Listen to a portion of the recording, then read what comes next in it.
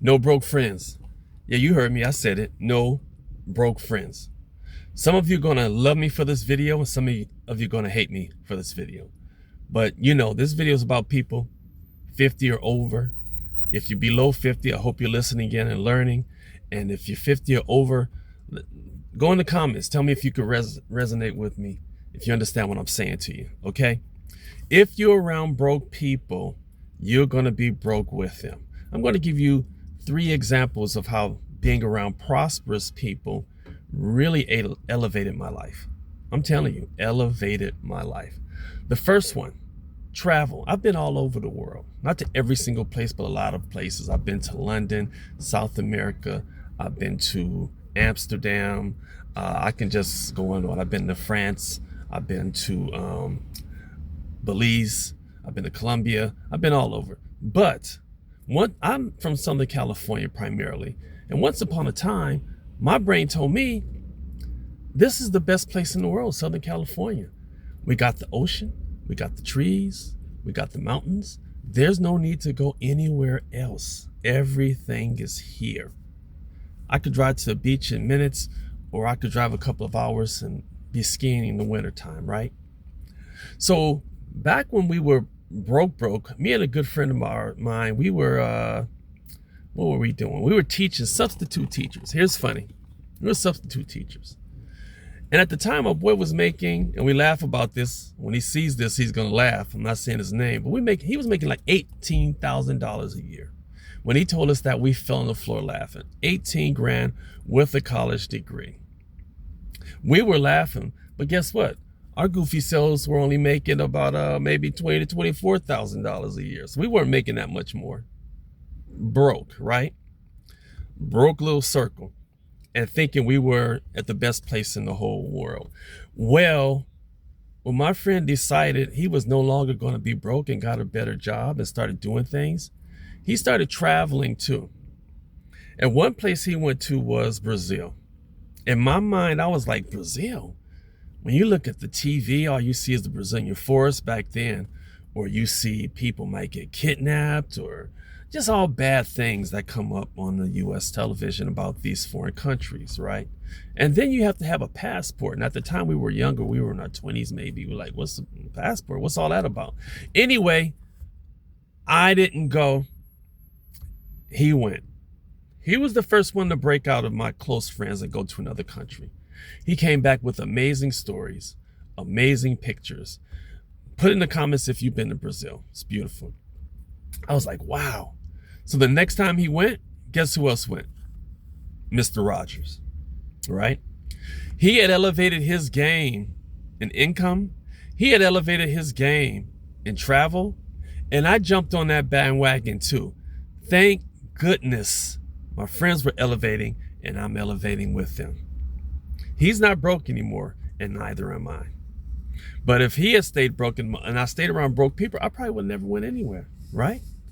So he really elevated my game. Then later on, I had some more friends who really were making money too. And they said, hey, Sean, we're going to Europe in December. We're going to London. We're going here. We're going there. Do you want to go? I wasn't making that much money. They made probably triple what I made, but they stretched me to go. When are you going? How much is it going to cost? That's all I needed to know.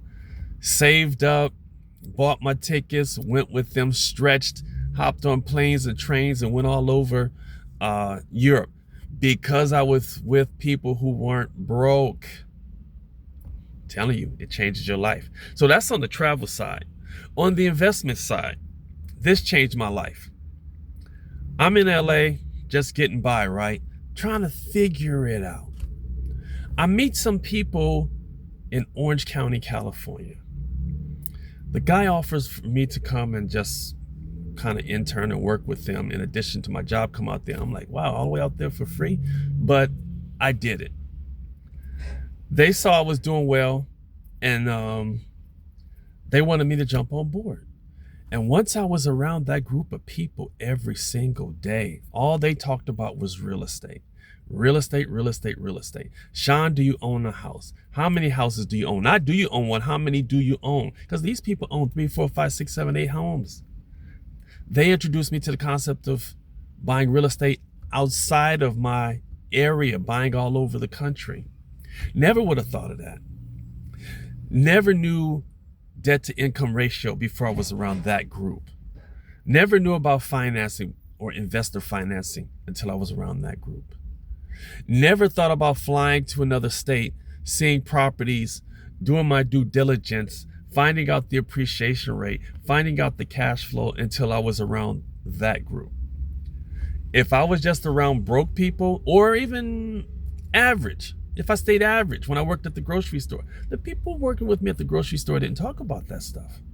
The only thing they talked about was the next paycheck, union and union dues, getting paid extra on weekends, right?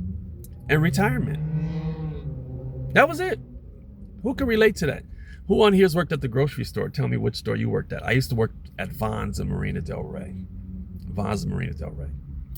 So that's 2 times, right? 2 times. My life is elevated. I did end up buying property. I did end up buying multiple properties. I did end up buying properties out of state, because if you didn't, 1, you're getting left behind. 2, it's embarrassing. And 3, how am I going to increase my wealth when it's happening all over the place? So you better learn from the not broke people that you're associating yourself with, right? All right. And the last one, the last example I'm going to give you. This was a game changer too. I went to Florida to visit a friend. This friend picks me up in a nice car, an American car. It's like, wow, it's a nice car. He had golf clubs in the back. Car was sparkling clean. And he's told me, yeah, it's my company car. I said, a company car? He said, yeah, when I got my new job, part of the negotiation was I wanted a car. This is what he tells me. And I'm like, wait a minute. They're giving men cars as part of a job package? And I'm not talking about a car where it has AAA plastered on the side and everybody knows that's a AAA car, or Geico or whatever. I'm just mentioning names, or you see cars and maybe you see that person drive around with that company vehicle. I'm talking about that's his car. When they're paying for the insurance, they're paying for the parking, they're paying for the gas, they're paying for the maintenance, everything. And you know what? When he told me that, opened my mind up to that even existing. This guy's not broke. I said, the next job I get, I said, not even next job.